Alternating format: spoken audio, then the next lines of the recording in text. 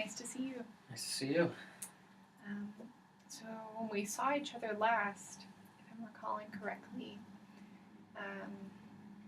we have been talking about some steps that you might take to reach out to some pastors who've left the calling, and you were also thinking about how you might weave some ideas about doubt from other faith traditions, like Catholics, into your ministry now. So I kind of wanted to check in about how those plans are taking shape, or if they are, and just kind of how you've been doing in the last week. Mm-hmm. Yeah. So I had a little bit of a busy week, so I didn't get to do as much research as I wanted, but I did reach out to this man. He's a little bit younger, and he was never a preacher himself, but he was a kind of devout member of a similar faith community as mine. Also evangelical? Or? Mm-hmm. Okay. Mm-hmm. But he, when he was in graduate school, he went to graduate school for theology, and thought he wanted to be a professor. But when he was in graduate school, he just fell out of his faith. And he had initially wanted to do this program in order to learn more about different Christian traditions. And I guess he had a course on Catholicism and modernity. And some of the readings in there, just joggled something in his mind, and he started to read more and read more widely, and eventually he just he fell out of his faith. And he had a very very strong reaction against it. A lot of anger and resentment toward his parents, toward the leaders of the church that he grew up in, and really the whole establishment, because he saw it as false and as fueled by fear and resentment of the outside world of others. Was that reminding you of some of your own feelings right now? Not entirely. I mean, I didn't have. I don't have now. I didn't have when I had this break. I didn't have any feelings of resentment toward my parents, or teachers, or people who brought me up in the faith, because they were always such wonderful people and so giving. And again, that's something that's come up for me in our sessions, is on the one hand, from a kind of belief standpoint or intellectual level, I am pushing away the faith. But from a moral level, on a kind of an educational level, from the values level, of the kinds of strong community bonds it creates, and what I can see it do for people, and what I saw it do for myself, that I think is an important, savable part. So savable. Yeah. It's just not something that would necessarily be lost in making transition to a new career. It's something that I would hope not to lose. Yeah. So I think the question would be how to do that. But yeah, this man, he had a little bit more of a extreme, acrimonious reaction against the community and Christianity in general. But he started this blog. It's a blog for issues with atheism, and he has actually amassed a very big readership, because he's a very incisive thinker, a very skillful writer, and extremely passionate. It's sort of like the passion that was previously directed toward his religious life is now directed toward attacking that, and critiquing that, and pointing out other areas in society where Yeah. that similar cultural dynamic is at play, Yeah. in his view. And may I ask, how did you get to know him? How did you come in contact with him? Well, I actually just did a kind of Google search on just kind of Googled like evangelicals, atheism, and just tried to look for blogs, because I know the blogging community has really just grown considerably in the last several years. And I mean, we have our own blog for the church. Yeah. So that was what I thought was, oh, maybe I could find a blog where something like what I'm going through is discussed in detail, and there might be others who have gone through similar stuff. So his blog is really a treasure trove of people who have lost the faith, but also people who believers who will go on there and to kind of pick fights and so on. So it's I felt like for someone where I'm at, it's a really good thing to look at and expose myself to this debate, because in some ways it's the debate that's going on inside me. Can you tell me what, if any, pieces of that debate really stand out to you? There was a contributor who, to one of his posts, which was it was kind of asking for reader submissions of their own experiences losing their faith. And one writer, I mean, they're anonymous, but one writer talked about how painful it was. Realizing, or at least coming to believe, that everything he had been raised to believe was true was not. It was a story. You've said something very similar to me in this office in past weeks. What did I say? I think when we were, it may have been our first session, you were sort of providing your own interpretation of I think how your brother Andrew had come to understand the beliefs that you were raised with, and then you sort of transitioned to talking, as far as I could understand it, about how you were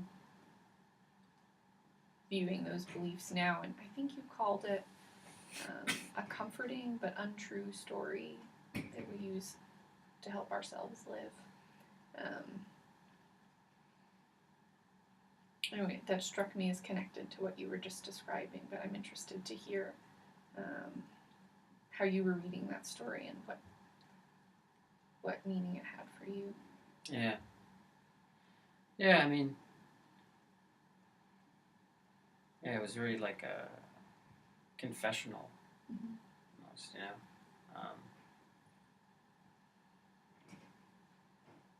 and I found it, I mean, I definitely identified with it to some extent. Was there anything? But also, oh, go ahead. Yeah, but I also felt there was something kind of cathartic or satisfying about it, because in the same way that our sessions have been satisfying, because there's not, and even though I disagreed with some of the blogger's views, the one guy I spoke about a few minutes ago, about his reaction against the whole community and this kind of resentment he feels toward the whole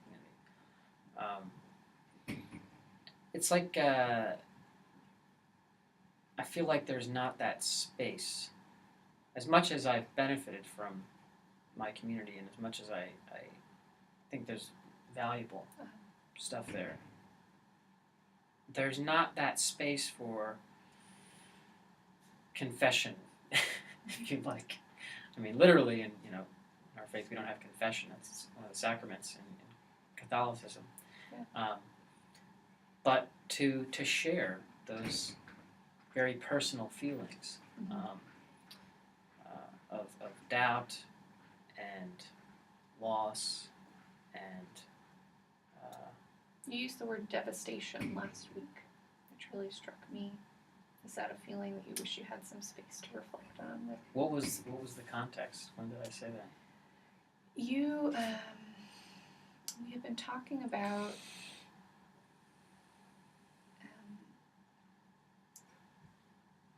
realizing that there are some steps that you could take to weave the things you're realizing into your ministry, like talking about doubt, is an important element of faith and just an element of life.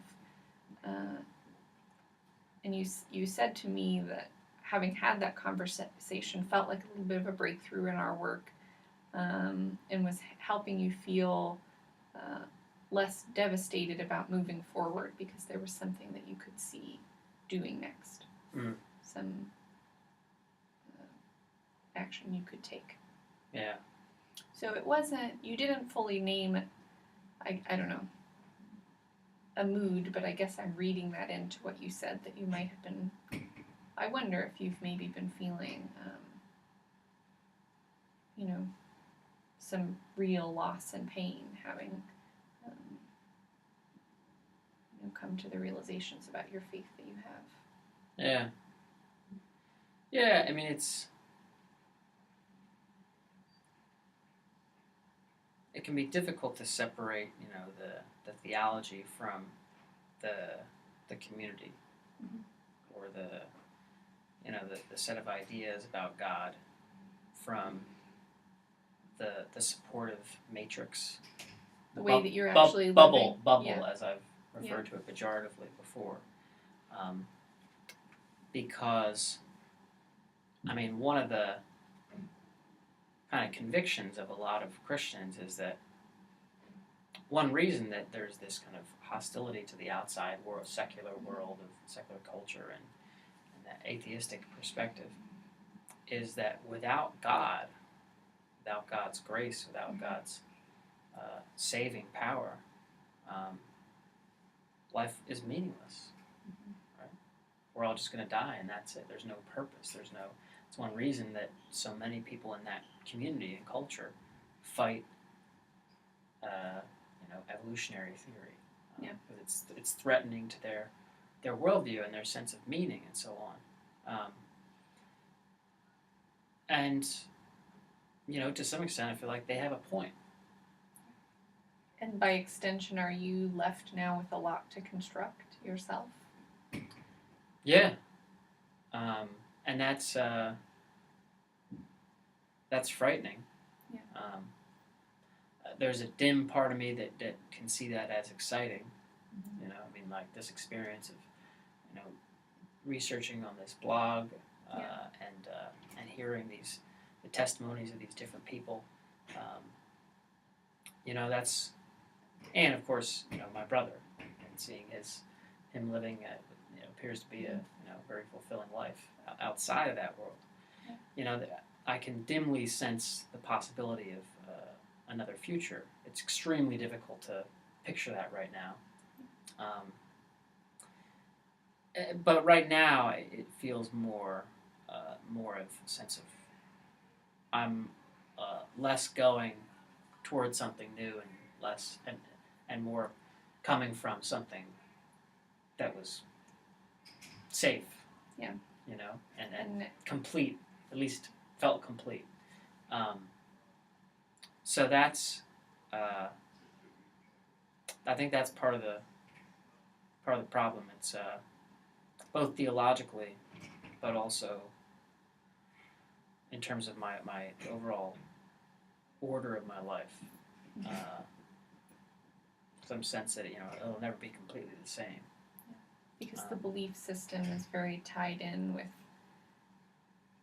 your relationships and how you actually belong to the community. Yeah, exactly.